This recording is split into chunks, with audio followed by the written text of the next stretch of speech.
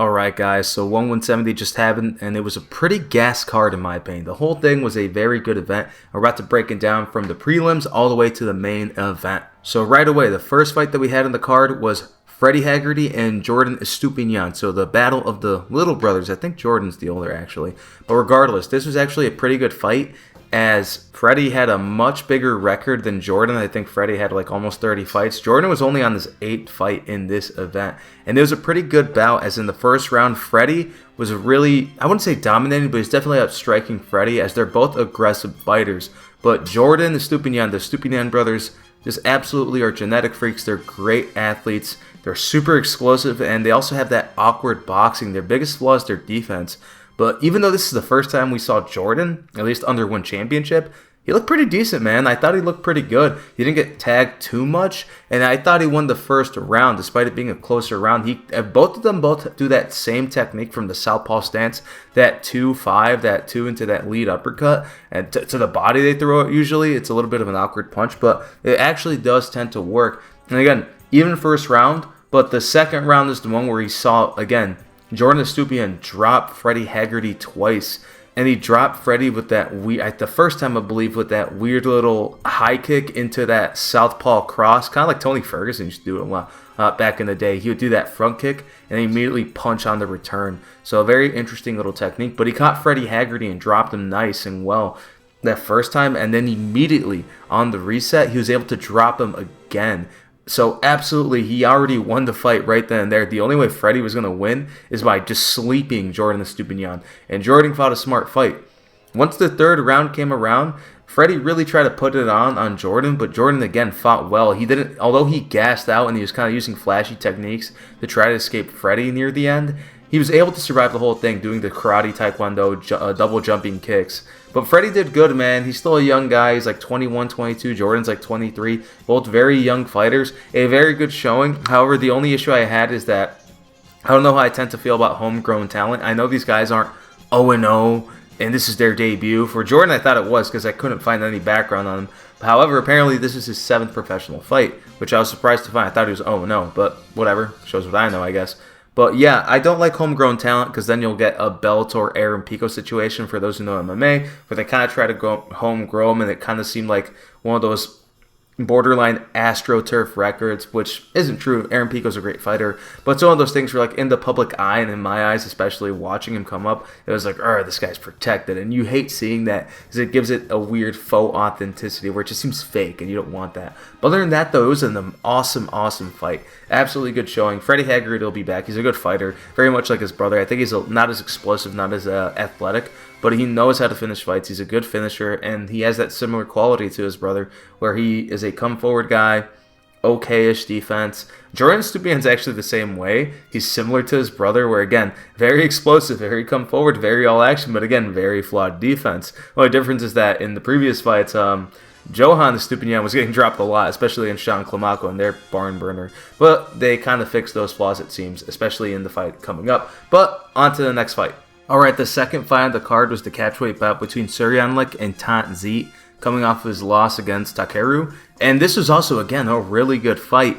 And Thant Zin really kind of let me down in this fight, because he did so well. And I know why it happened. It's because of his left-way stance. So, for those who don't know, he's Burmese. That is where Lethway comes from. Shout out to Tutu Mint. Some people say he's dead. I don't know if that's true, but whatever. Anyway, so the way they stand is they kind of stand head first, and their arms are off to the side, almost like they're inviting you to punch them in the face. So that's because they have headbutts in their sport. So they kind of have that awkward stance. And a lot of them end up being heavy punchers. A lot of the Burmese fighters, the Myanmar fighters, end up having heavy hands. Thant Zin, very heavy puncher. Most of his wins are by knockout, specifically in the fist. Also a very powerful kicker. Suriyanlek, also a powerhouse himself, and we saw that in this fight too. But the whole first round, man, Thant Zin was absolutely chewing up the legs of Suriyanlek, and he totally won the first round. He came close to dropping him and arguably finishing him, but he absolutely dominated him. But then in the second round, you saw him just absolutely getting touched up on the feet. And it's one of those things where, like, he got dropped. It didn't look like he got hurt. He kind of did the Edgar Berlanga when he got dropped against Canelo. Like, kind of like, what? That wasn't a knockdown, or kind of like more upset with himself that he got caught.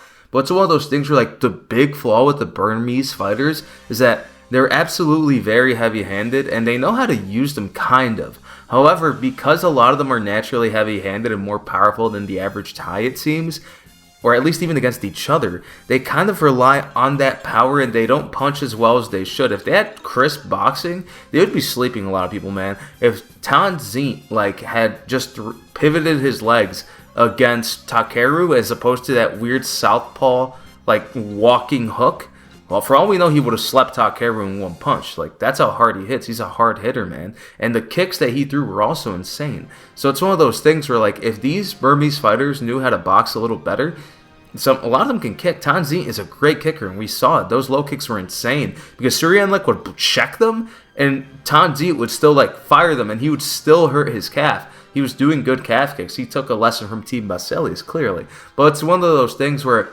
after that first round, Suriyanlek was just trying a counter, and that Burmese boxing style, that Lethwei style, worked against him because he ended up getting tagged a lot and he got dropped. A lot of times he would get hit, and it seemed like he just wouldn't get hurt, but he would fall. Again, maybe this is just him having a good poker face, him having a bit of theatrics.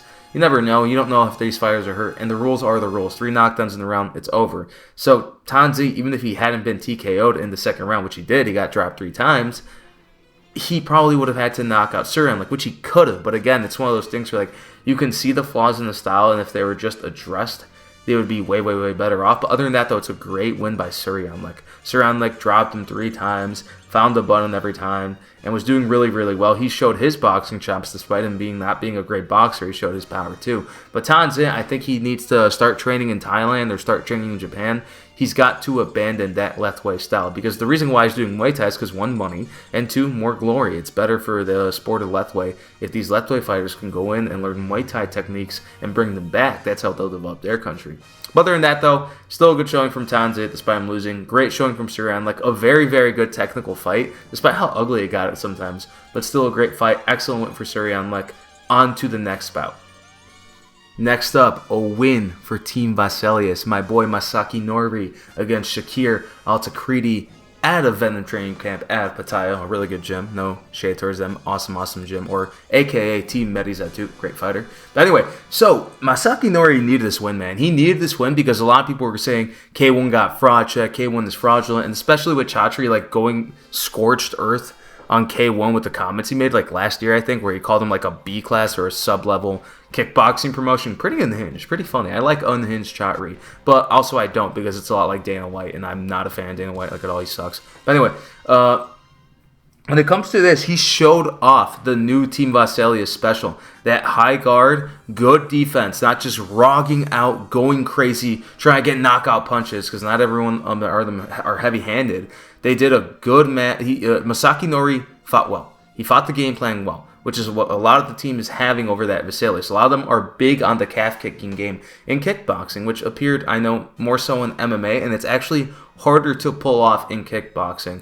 However, because of the footwork nature of kickboxing and even Muay Thai, there's a way around it, and they found a way. Basically, that forward pressure, still being fleet-footed, still being able to move back and forth, side to side, and boxing combinations, short boxing combinations, to lead into those calf kicks. And that is what Masaaki Noiri did masterfully. The high guard, he saw everything coming at him, and he just chopped away, absolutely hitting the perennial nerve down there over and over and over again, and Shakir Al-Tekreeti just wasn't able to keep up with it. He got absolutely smoked in the first round, and then in the second round, immediately, Noiri comes out and just goes, all right, I'm finishing it, and just whips one out. And they don't even look that hard, man. It's like the Alex Pereira thing, where Alex Pereira also has a very similar calf kick, where these guys, again, it's not that they're heavy-handed. Alex Pereira, obviously, is just a dense human being, hits hard with everything.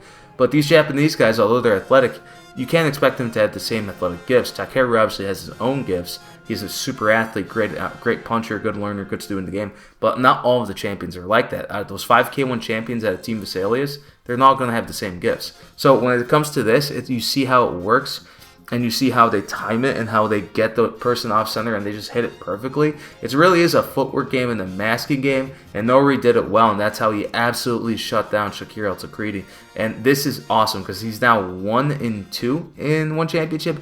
However, that's deceiving because, again, one and kickboxing has not a flaw. It's a good thing, actually.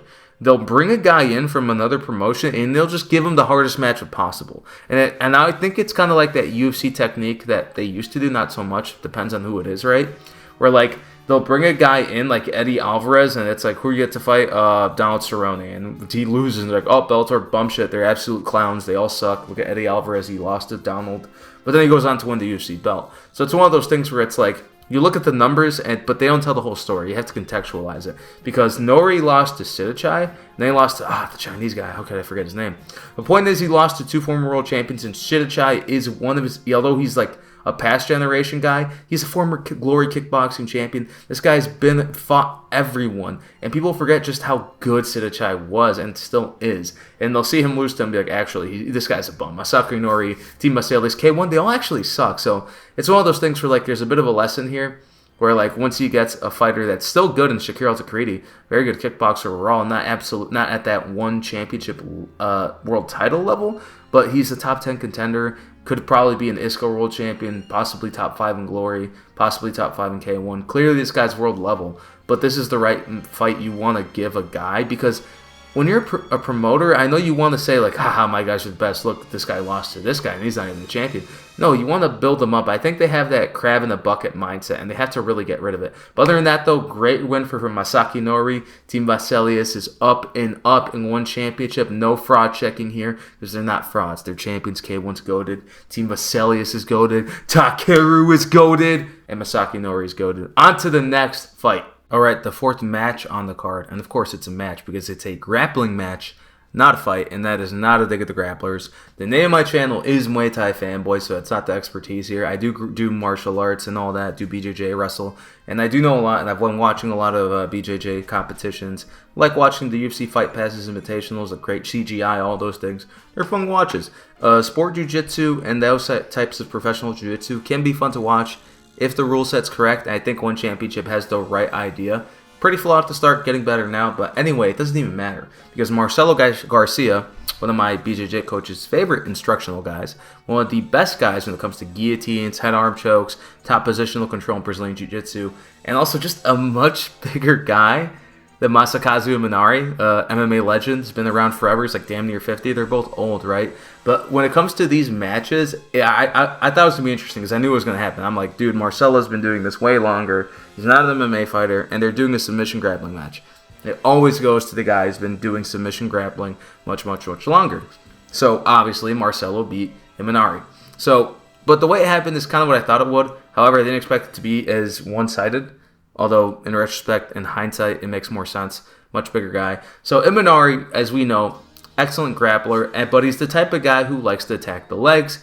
He's excellent at attacking rear naked chokes, but he's doing these against MMA guys who have black belts who aren't on the same level of the no-gi grappling or gi grappling variety, as Islam Makhachev says, who give him black belt. But anyway, on to the next point. What I'm saying is that he took him down, and Imanari's game revolves around attacking the legs, knee bars, heel hooks, obviously. He invented one of the coolest moves ever in MMA, in Jiu-Jitsu, in martial arts, the Imanari rule. But Garcia's like, no, you're not going to attack my legs. So he basically took him down, settled into side mount, or half guard, excuse me, and just basically made sure to shut down the Imanari's arms so that way he couldn't bend, move his spine, to try to roll to the leg, to try to attack it with a knee bar. His usual shtick of attacking the legs. And leg attacks are great against bigger opponents because, one, it's easier to straighten out the leg, easier to do a knee bar, easier to do a heel hook. Trying to do an arm bar on a big strong guy is harder to do than a heel hook or RNC.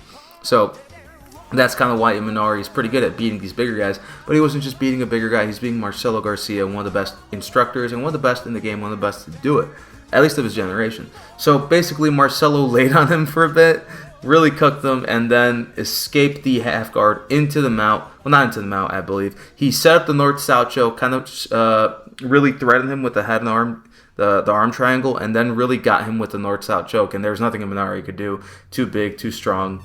Same age, can't say he's too young. But it's one of those things where, like, the matchup was kind of rigged from the start. We all knew Imanari was going to win. He probably took it because, again, one still doesn't have as many competitors as they do in their grappling, as they should. Although they have the most eyes on no-gi jiu-jitsu, on, on the grappling aspect of their brand. They don't have as many people as I wish they should, but that's a thing that is just all around an issue with them. They have a top 5 everywhere, but dude, in Muay Thai they should have a top 15. In BJJ they should have a top 15 too, because there's so many of them out there. But that's beside the point. Other than that, though, Marcelo Garcia kind of made easy work of Imanari. Sad to see if you root for the MMA guys, but other than that was an expected result. On to the next bout. Next on the card, we got Maurice Abévi versus Samat Mamedov. All right, when it comes to this fight, this is a weird fight. It was a good fight overall. We saw some decent scrambling and some decent stuff on the feet. Again, Mamedov was an undefeated guy going into this fight. Very good finish rate, very good wrestler. And this is kind of why I like one championship. This guy, I think, was from, no, not Kyrgyzstan, Uzbekistan. And Abévi is like Swiss, quote unquote. Anyway. But when it comes to that, it's like Abévi rocked Mamedov on the feet. And he made Mamedov shoot for a takedown, which failed. And then he got on top.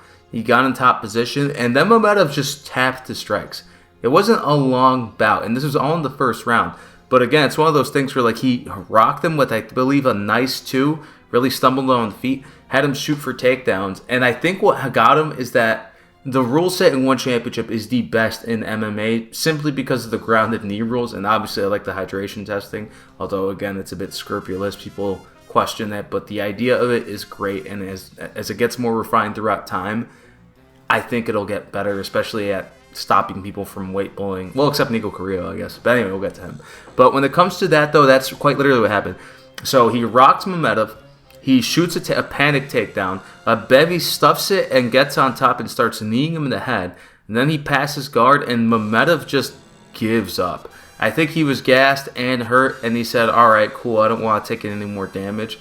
However, that's not a good showing on the world level, and it's not going to look good. Look at what happened with Yuri Laprikas Yuri Laprikas against Eddie Alvarez, where he deliberately tried to get Eddie Alvarez disqualified. Yeah, no one knows where he is anymore, and no one cares to watch him fight anymore. So yeah, that's usually a terrible look. It's one of those things where it's like, if you're going to do it, there is a bit of a stigma against giving up, and to be fair, for good reason. No one wants you to die in there, but they do want you to try. And Samat, again, I wasn't in there. I'm not talking like, oh, I'm this guy. I totally wouldn't have given up. That's not what I'm saying. Samat Mamedov would kill me in the fight, obviously. What I'm saying is that when it comes to this sort of stuff, I don't know. I'm not sure if you'll get another chance, especially when you're a guy who's 10-0, excuse me, I believe, with 90% finish rate. So it kind of calls into question your record. It's not very good. But other than that, though, great fight by Maurice Abévi. And I don't know if we'll be seeing Samat Mamedov again. I hope we do, because again, he's a good fighter. But it just really, really is a bad look. And it doesn't make the promotion look good either. No one likes it either. Remember that guy who quit on the school in the UFC? I forget his name. But again, he's not even in the UFC anymore. So it's one of these things where the promotions don't want to look like they have these types of fighters, and that people are going to see it this often. So other than that, though, shame that the fight had to end like that. But on to the next. All right, Jhordan Estupiñan versus Johan Ghazali. Now, this is a fight that I was pretty excited for, and I'm glad that we got it this soon and they didn't make us wait it out like they do in boxing. No, this is what Muay Thai has to be. This is what kickboxing has to be. This is what fighting has to be. None of this let fight marinades bullshit. That's anti-consumer, anti-sport bullshit. Fuck boxing for doing that. Rant over on boxing. I just want to talk about that. I hate the whole fight marinating thing. But anyway, on to the fight. So this was Johan Ghazali getting exposed. Ever since working with Superbon in his training camp, that was a bad idea, because although his kicks did look better, he was using his kicks. He wasn't just being a punch power merchant, which is what he still is, unfortunately. Johan's a good fighter. When I say that, I don't say that to disparage him or say he's never good. The dude's like 18, the dude's like 19. He has the skills to be a world champion one day, and he probably will. But when he fights another young guy like Jhordan Estupiñan, who again, you can literally see the improvement go drastically from the Sean Climaco fight, and then that Moroccan guy, I forget his name, and now this fight. It's night and day, man. It's night and day. From getting in a war where he's getting dropped every 2-3 fights and rocked the next fight same way, and now he's styling on basically a hype, not to say a hype job. He isn't inherently a hype job. He's a good fighter. But it's one of those things where it's he's definitely a favorite of one championship, and Chatri loves this dude because, again, it opens up that Malay crowd to him the same way he loved An Lung Sung, and they'll say he's one of the best to ever do it, and Brandon Vera is one of the best to ever do it when they fought absolutely terrible guys in their division, but whatever, it's beside the point. it's one of those things where there's money to be made with a star like Johan Ghazali, who is American and Malaysian. So it's one of those things where that's what they want to see. However, in this fight, Johan absolutely styled on him. He had better head movement. He didn't get hit much. And the first round, he was absolutely taking it to Johan. For every one hit Johan would land, God damn it, they're both Johan. For every one hit Ghazali would land, Estupiñan would land like 2 or 3, and he would use his head movement. He would switch stances. He would start with head kicks. He would end with punches. He would start with punches, end with head kicks. He looked really good, man. He looked really educated, and that awkward, goofy style of his isn't bad. It's quite good. It's educated. The defense is there. The offense is there. The shot placements is there. The athleticism is there. Jhordan Estupiñan can be a champion, and he probably will be. I hope he is. He's great. I love Jhordan Estupiñan. We need more Latin X representation in the sport of Muay Thai, so I love the guy for that. Anyway, so when it comes to that, he looked good in the first round. However, he got dropped, fraudulently dropped. That was not a real knockdown. He got touched. He fell to his butt. He tried to get up. He slipped, and the ref called it a knockdown. And even Mitch Chilson, Rich Franklin, and according to Mitch Chilson, even Shakir is like, no, that wasn't a knockdown. Why would you call that? And in the replay, they weren't showing the fact that Jhordan Estupiñan just slipped on the second one again. And Rich is like, yeah, we didn't see it again.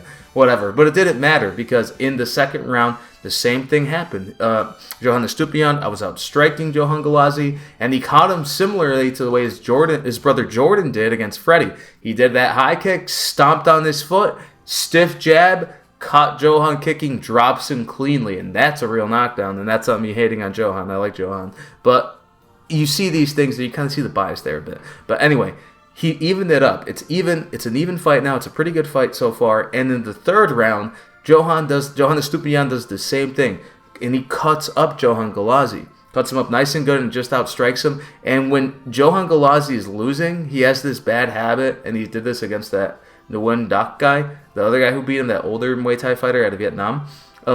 He ended up pointing to the ground trying to be Rata. It's like, no, you're doing that because you're desperate. You can't cut off the ring, and you can't get this guy to engage in the firefight with you, so you have to play to their emotions, play to the crowd. It's not stupid, but it just reeks of desperation when someone actually knows what they're looking at. But other than that, though, pretty clear win for Jhordan Estupiñan. The judges saw it that way. Thankfully, the fake knockdown didn't take anything away from Jhordan Estupiñan. Still a good fight, a very good fight, and hey, Johan Ghazali should keep his head up. I know I'm talking a little bit of shit, but he's a good fighter, and I think he could be a world champion. If not in one, anywhere else. He is a talented guy, and he is good for Muay Thai, and so is Jhordan Estupiñan. Incredible fight, very good fight. I recommend watching this back right away. Don't click away, they'll give me my AdSense money. Anyway, other than that, though, great fight. On to the next. Next up, we got Sinsamut versus Nauzet Trujillo, and let me tell you something. I absolutely hate Sinsamut Clementi so much. I am not a fan of Sinsamut at all. At all. I think he's an absolutely AstroTurf fighter in the World of One Championship. He was basically put in to win the lightweight Muay Thai title, but then Reagan Ursel had a close fight with him, and then Reagan Ursel just absolutely fraud-checked him. And ever since then, he's had an on and off career in the promotion. Now, I don't hate him as an individual, but he's one of those hype jobs per se, or just company favorites that ended up failing at the very beginning. Now he's doing better for himself because he actually got matched up with a decent-ish, somewhat favorable matchup in Nauzet Trujillo, who, to all credit to him, he's a 35-year-old guy, so a little bit older, but he was a world champion. He had an ISCO belt, a WMC belt. He is a fairly decorated European Muay Thai fighter out of Spain, and he was a puncher. So again, a little bit of a favorable matchup to Sinsamut. So again, maybe that's my bias acting against him. However, I cannot criticize him too much for this win because he did pretty well. Him and Trujillo were both punchers. Sinsamut's more of a power puncher, Trujillo's more of a volume puncher, but it was a good matchup, especially on paper. And when it happened, Sinsamut did really, really well as he caught Nauzet Trujillo pretty early, caught him with a big right hand, dropped him, and then after that, Trujillo was pretty much done, man. He wasn't able to recover. Sinsamut just picked him off, beat him up on the feet, dropped him 2 more times, and that's all she wrote. A really, really good fight. Well, no, I forgot to mention, how could I forget the detail?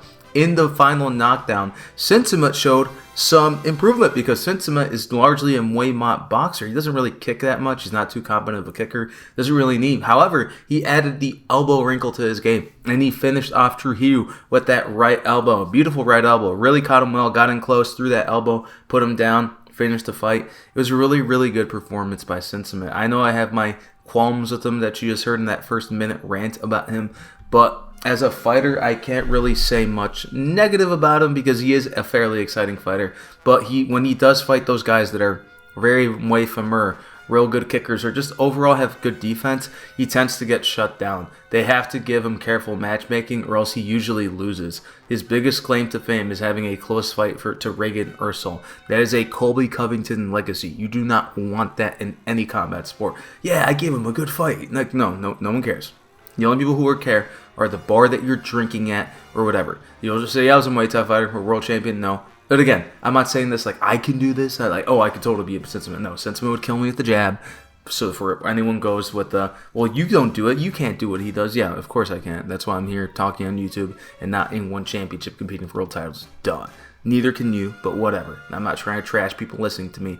It's just one of those things where it's a silly criticism because I'm not attacking these people personally. However, what I can give credit to Sinsamut is, again, he did improve a lot. He beat a good opponent. And that is a good showing for him. And again, Sinsamut, as much as I don't like him, is generally good for Muay Thai. He has a cool look to him. He's fairly exciting. His knockouts are good. He's great. And overall, in terms of what he can do for Muay Thai. So, somewhat similarly to how I feel about Rodtang. Other than that, though, great win. Nauzet Trujillo. I hope he gets another shot in one championship. Actually, no, he has already fought. But I hope he continues to fight in one championship because I do like his style. But other than that, though, good fight. Good win for Sinsamut. All credit to him for this win. On to the next. Bampara Kouyate versus Joe Nattawut. Alright, this one obviously hurts for me because I love my boy, my honorary American Aryan Joe Nattawut, because he trained out of America, lived in America, was at a Thai top team down in Georgia. And to see him lose, it never feels good, man. It never feels good. He should have been fighting, literally should have been fighting in the main event of 170, but he stupidly chose to fight Superban.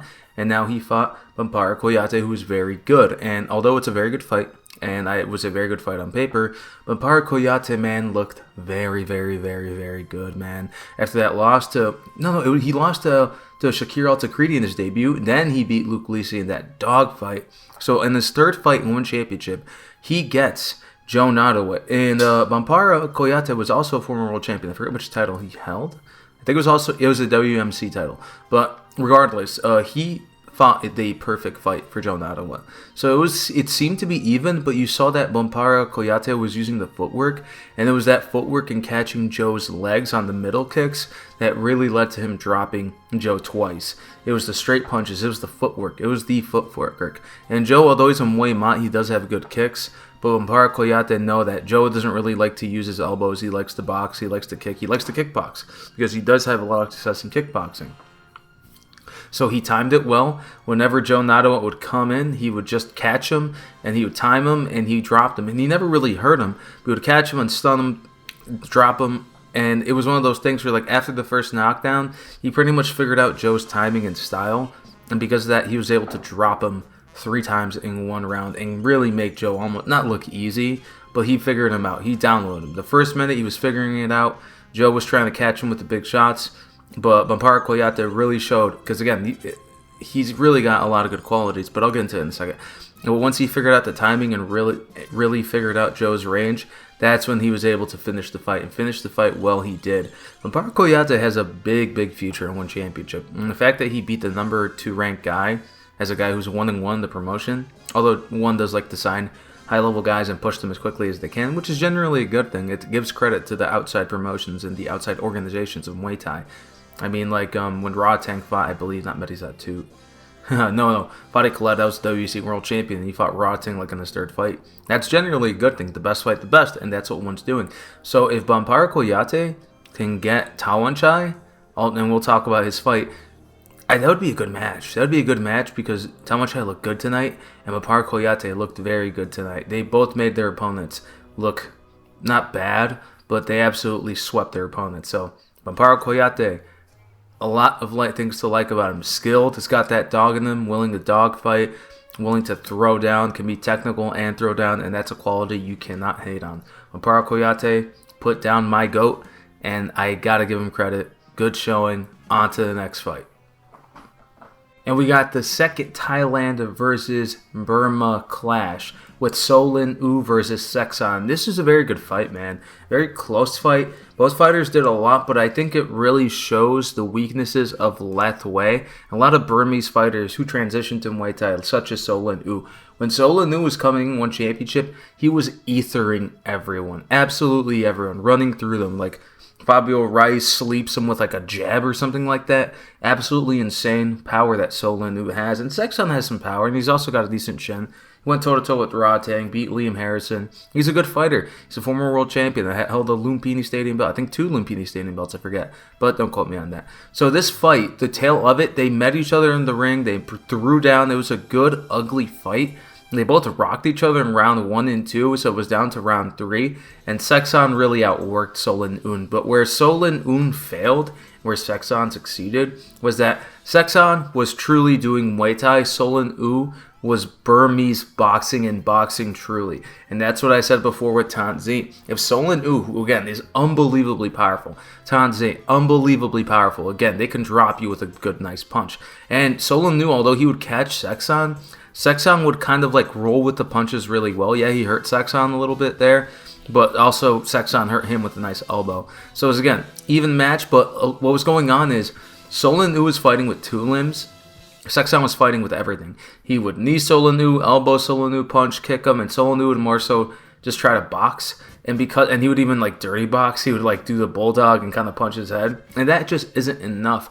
But Soe Lin Oo clearly has incredible physical advantages over a lot of his opponents. Again, the power in all of his limbs. The fact that he can drop you with the jab is insane. So if he just cleaned up just the boxing or developed a good low kicking game, that would make him such a threat. So it's one of these things where, and I can't really say much about this fight other than it's a very good fight. This whole card is awesome, but it was a very good fight. Soe Lin Oo did a lot of things correct with, again, his limited set. But it's one of those things where, like, if you want to succeed in Muay Thai, it's very, very, very difficult to truly be one-dimensional. Like, just use your hands, or just use your kicks, or just use your knees. All the greats. Like, let's look at Ratang, right? Not a one-dimensional fighter per se, but he doesn't just use his fists. John Haggerty doesn't just punch. Like, the people who are at the tippity top of the sport aren't the type of dudes. They're either really good aggressive Muay Famers, or if they're like Muay Khao, Muay Sox, Muay Mats, like they are better than everyone else in that method. And the other elements of Muay Thai exist to complement them. So Soe Lin Oo, I think if he develops a good knee game, elbow game, or just better boxing, he will be something in one championship, and he can at least be in the top 5. And at least avoid the Kevin Holland curse, the Edson Barbosa curse. He's just a fun fighter. He wants to win bonuses, because no, he should want to win a world title. I think he wants to win a world title. He held a world title in Lethwei. Let's try to get one in Muay Thai. Same thing with Thant Zin. So other than that, though, great fight. Excellent work by Saeksan. The man who yields to no one shows out again in a great fight. Edges out the win. Great fight overall. Nothing but respect to Soe Lin Oo and Saeksan. On to the next one. Now to the biggest surprise for me of the night. Nico Carrillo versus Nabil Anane. Now, I thought this fight was going to be a dogfight in which Nico would slowly overcome Nabil's like height and reach advantage and just break him down like he's done everyone else, but that's just not what happened. Nabil Anane showed out and made Nico look easy, straight up. Nico wasn't able to get any good offense this match. Nabil Anane has leveled up an insane amount. He is a far cry from that guy Superlek beat on his debut. He looked good everywhere. For those who don't know, he knocked him out in the first round, three knockdown TKO rule, and did it in style. Dropped him with the 1-2, head kicked him, and then just battered him to drop him for the 3rd time. It was just an awesome sight to see, and for me, it was a shocker. I was like, holy crap. I thought when he dropped Nico, I thought Nico was going to get up and just go to town on him. Like, all right, I'm going to get my lick back, but he didn't. He just didn't. Nabil was able to figure it out, and he used his reach really, really well. He's exactly what people would want Israel Adesanya to be in kickboxing and MMA, where like he's kind of like a reach merchant. But Nabil, no, he used his reach incredibly well. He used all of his tools. He used the punches, the knees, the kicks. He isn't that guy who would just spam knees and clinch people who are way shorter than him anymore. He is very, very different, and he is a good Muay Thai kickboxer now. He has a kind of kickboxing Muay Thai style now, where his boxing has gotten good, his knees are still great. His kick, that head kick was insane the way he set it up. Just attacking the head, going low, then going up with the kick and just finishing him off. incredible win for Nabil and Anane. And it's crazy because Nico Carrillo, I don't think he's done in the sport. He's too young. But people are saying that he got fraud checked, which I think is ridiculous because people are saying Nico Carrillo is a weight bully as he's literally fighting Nabil and Nane, a guy who's 6'4" in the division. It's strange to me how people will always call out foreigners for being weight bullies, but when a half Thai does it, it's okay. But again, Thai privilege doesn't exist. People will tell you that. It's okay to call out foreigners and Farangs, but if you point out a Thai has any sort of advantage or privilege, oh, you just hate them, you're just jealous. But whatever, that's another subject for another day. Typical Thai belly aching. But anyway, again, I don't want to hate on them just because they're Thai. It's because there's a bit of hypocrisy there that needs to be called out. But anyway, back to the fight. Nabil did so good. He has transformed so much. He is a good student, and he looked incredible. I hope nothing but the best for him. And as for Nico Carrillo, and with that weight bullying argument, he's going up. After the fight, he announced that he's going to be going up to, I believe this was bantamweight, so 145, 155, the featherweight division, Tawanchai's division. So I don't know how smart of an idea that is because he's not really huge. He's going to be a little bit shorter than the likes of Tawanchai and Kouyate and those guys, but he'll still be a beefy dude. So he's got to, I think, increase his weight mass. But the most important thing for Nico that a lot of people, were right to point out, the issue with me isn't that he's a specific size. It's that his technique just isn't there. It reminds me a lot of a David Benavidez in boxing, where David Benavidez' skills aren't there. He's just a guy who can cut a lot of weight and overwhelms people with his size and the power that he has because of that size. And Nico Carrillo is a lot like that. So because of that, him and people like David Benavidez have pretty exciting fights because, again, he's just going to come forward, try to bully you, and it's kind of a spectacle. He did that to Muay Thai, he did that to Nango, and who else did he do that? No, he didn't fight Saeksan. But yeah, he did that to his last 3 opponents. Absolute beatdowns, and because of that, again, that size advantage is so overwhelming. And Nico isn't just like, he isn't powerful because he's big. He's big and he's powerful. But the question will also be, can his power translate to featherweight? Will that come up, or is he going to be pillow-fisted? It's like, if you're kind of pillow-fisted, and again, you can only hit hard at this division, and your technique isn't there, you won't even make it in the top 5. You won't, if one had a top 10, would he even be there? That's a good question. So there are a lot of questions to be asked of Nico Carrillo now that he's moving up in weight. But if he's able to even find success, I think that's going to prove how good he is. I still want to see him face Jonathan Haggerty, but again, he's quite big. He's still much bigger than John, and John isn't exactly wasn't a small guy at flyweight, and he's still fairly decent-sized bantamweight, so I don't think we're going to see that fight, unfortunately, so unless it's like a catchweight or something like that. But other than that, though, Nabil Nane looked great, did great, smoked Nico Carrillo, made him look easy. Nico, if it was the weight cut, move up, but he really needs to take a little bit, not time off, but sharpen up those skills, sharpen up that defense, sharpen up that boxing. His kicks are good, his low kicks are good, he's got to really work on those elbows and those punches if he wants to find success at featherweight. But other than that, though, incredible showing by Nabil Nane. Really good fight despite it being one-sided. This whole card, again, has been crazy. I'm so happy I got to see it. I woke up at 5, but whatever. On to the next. And now the co-main event. Fabrício Andrade versus Kwon Il. If you expected this fight to be any different than the last one, well, you're wrong, because the exact same game plan was used by Kwon Il on this team, and it led to the exact same result. Actually, it was more aggressive than last time, which made the finish faster. So if you don't know what happened in the first fight, Fabrício Andrade finished Kwon Il with a body shot. That's exactly what happened. It happened even faster this time. The only difference in between the first fight and the second fight was Kwon Il ran Fabrício Andrade faster. He did not do anything different. He still walked into that left knee. He still walked into that left body kick. He barely tried to check it. When he tried to check it with the elbow, he missed. It was basically the same old thing. Kwon Il just timed the knee, timed the body shot, and it lasted like 40 seconds, and then he finished him off with the left hook to the body before beating him with ground and pound. Kwon Il is a very good fighter. He is a very exciting fighter, but he needs to either switch his team or do something different, because there is a way to beat someone like Fabrício Andrade. And John Lineker came close to it. He almost rocked him, but that's because he also has freakish power. We can't just rely on that, because Fabrício Andrade used to be a good Muay Thai fighter. Although he didn't give Jonathan Haggerty a good fight, he kind of got smoked. His level is still, even one championship, has some of the best MMA strikers in the world, and arguably the best striking in general in MMA. Arguably, they kind of fell off. But it's one of those things where In my opinion, Kwon Won-il should have gone for the body, should have tried to counter the kicks, but he didn't do any of that. He just tried to impose his boxing again, and it just didn't work. Kwon Won-il has to do something very, very different, man. He has to change his game plan if he ever wants to be a champion in one championship. As long as Fabrício Andrade is there, if he doesn't change anything, he will never be a champion. He might as well go back to Korea and fight him deep, or go to Rising in Japan, which he actually could do there well, because Kwon Won-il is also a really good grappler. He has good wrestling. Why he beat like the likes of Mike Alvarado and those guys, and that one Mongolian guy who's kind of a jerk. Not Dana Baccarel, that's the guy who fought in the UFC and is in Karate Combat, but the Shidachanga or something like that. But anyway, it's one of those things where he has all the tools to be a champion, but he just has this rival that he can't overcome because, one, I think his team is failing him, and two, he probably isn't the most high fight IQ individual. He's just really good at violent fights, which the fight against Chen Ryu is still one of the most violent beatdowns I have ever seen in MMA. Crazy stuff.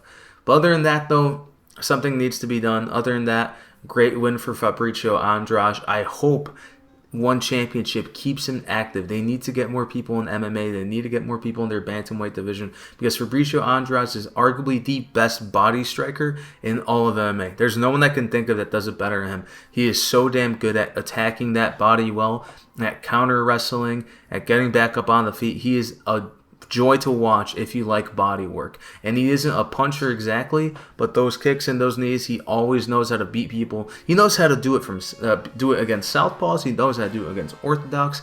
So absolutely fantastic win by Fabrício Andrade, and I hope they have more guys for him to compete against at one championship, because if they don't, he might as well just try to get out of his contract and be another one of these guys, the MMA guys specifically these MMA guys that get shafted and underpaid in one championship, although they deserve everything, because one championship's MMA has the best rule set. It is the most exciting form of MMA right now. The only flaw that it has is the stupid one-round system of scoring, which I'll get into it eventually. But for now, great win for Fabrício Andrade.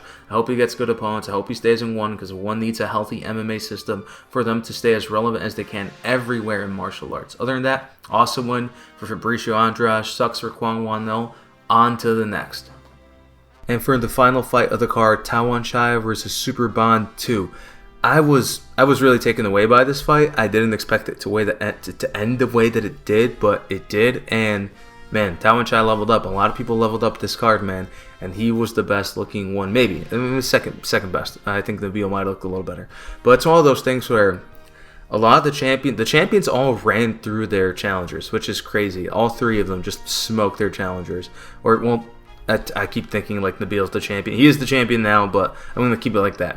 The three people who hold the belts smoked the people who didn't. I know that sounds stupid. Anyway, so the first round was fairly close, but like even in the first round, Tawanchai showed hints of that boxing he really developed, and it looked good, man. Even in the first round, despite it being a fairly close round that kind of had a bit of a kicking contest, Tawanchai was building that confidence, and Superbon wasn't really punching much, which is crazy because in the last fight with Superbon had with Johan Nattawut, he was much more confident in throwing with Tawanchai. However, Tawanchai was more so punching from way out in the distance, and kind of coming into Superbon, as opposed to Johan Nattawut, who kind of comes in and kind of leans into it, leaves himself a little bit more open than Tawanchai. Again, those fights with Johan Nattawut, I think, really changed him and really had him thinking about his boxing, which he showed a lot of improvements. And then in the second round, that was when it was a wrap. He caught Superbon's kick, countered it with a nice cross and a hook, and then he finished him off and dropped him with another one. And it was pretty much a wrap from there, man. Superbon's head literally smacked hard as hell off the canvas. He was out on the going down. It was one of those knockouts where he got woken up by his head cracking off of the ground. Brutal stuff. And they only got worse from there, because as he got up, immediately Tawanchai drops him again, and then he beats him down one last time for Olivier Coste to stop the fight. And man, Tawanchai, he's looking good, man. I normally am fairly neutral on Tawanchai. I'm like, alright, he's a great kicker. Kicks so damn hard that he can break your forearm. R.I.P. David Curia. But it's one of those things where, like, To me, I really like complete guys. That's why I like Buakai. At his prime, he was able to do it all. Kick and knee, punch, not elbow in the K1 scene, but you know my gist on that. And now Tawanchai is getting as good as he can be. He absolutely looked very, very impressive. The boxing he had, although it was more so power punching, was combination heavy, and it looked really good, man. Good timing, and overall Tawanchai is looking very, very good. I can see Tawanchai reigning for a couple more fights. Especially, I would like to see him against Bampara Kouyate, although it might be too soon for him.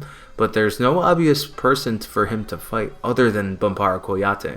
So I don't know who else to pick for him. But other than that, though, incredible fight. Really, really good fight. Really technical first round. Absolute beatdown of a second round. And overall, this card was awesome. 170 was a really, really good card. There was no skinker of a card on this of a fight on this card. The only even remotely boring fight was the Maurice Abévi fight, where again Mamedov seemed to quit because of maybe an injury. But other than that, though, it was an incredible card. And overall, it was a success for one championship. A really good way to start the year with a super good Muay Thai heavy card. Muay Thai heavy with some kickboxing, some MMA. And overall, all the right people, I think, won. And a lot of shocks happened. And it was just awesome. Lots of great viral moments. And overall, this is an awesome start. And I look forward to the next card. I forgot. Jonathan Haggerty versus Wavery. That's going to be a gas fight because Jonathan's going to lose, unfortunately. But then again, I thought Nico Carrillo was going to win. So who knows? Maybe the Muay Thai fanboy curse. I don't know. But nah, I don't deserve a curse. I'm not famous enough. I'm too much of a bum. But that's going to be it for this video. Please like, comment, and subscribe if you like this sort of breakdowns and reactions to one championship cards and other Muay Thai cards and kickboxing cards. I also like MMA. But again, the focus of this channel is going to be kickboxing, Muay Thai, and probably a little bit of karate combat. Because karate combat, I think, deserves its own coverage because it is a cool thing. I like the fact that we now have karate in a weird MMA-ish kickboxing form, and I'm just glad karate's back in some way with the weird elbows, knees, and kind of, again, it's just kind of like a weird proto karate, almost like kudo for those who even know what that is, but full contact, if that makes sense. But other than that, though, please like, comment, subscribe, share the video around. Let me know what you guys think. Maybe I'm dumb and you guys think I said something stupid. I'll engage you guys in the comments. I like talking to you guys. Other than that, though, thanks for watching. Have a good rest of your day, and God bless.